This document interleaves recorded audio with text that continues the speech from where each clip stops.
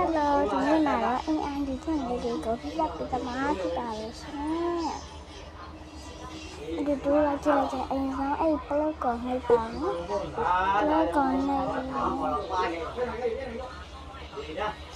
ငါကအရင်ဆုံးအကောင့်လေးကိုဖောက်ရပါမယ်အကောင့်ဖောက်ပြီးရင်ကိုကြိုက်တဲ့အင်ဒီလေးထည့်လိုက်ပါ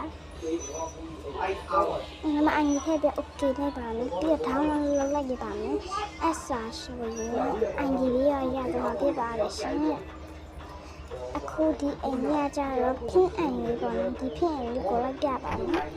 အထက်ကကြတော့အကုန်လုံးဖင်းပေါ့နော်အကုန်လုံးဖင်းပါရှင်အဲ့တဲ့အခါလေးဖင်းပါအင်ဒါရောပေါ့နော်တော်ဒီရှိခါပါဒီရှိနေရတော့ဖင်းတော့ပါဒီကြပါကြတော့လည်းအိတ်ထုံးကကြတော့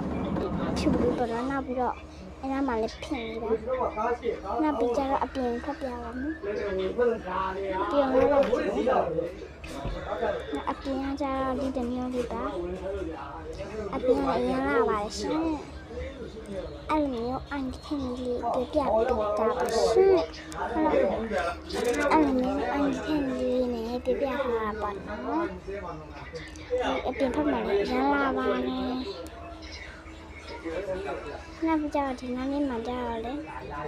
ကြာကွာကြလီးဖို့လို့ရရပါနော်ဒီနားလေးမှာ So အားမဘိုင်ဘိုင်ချစ်ပါတယ်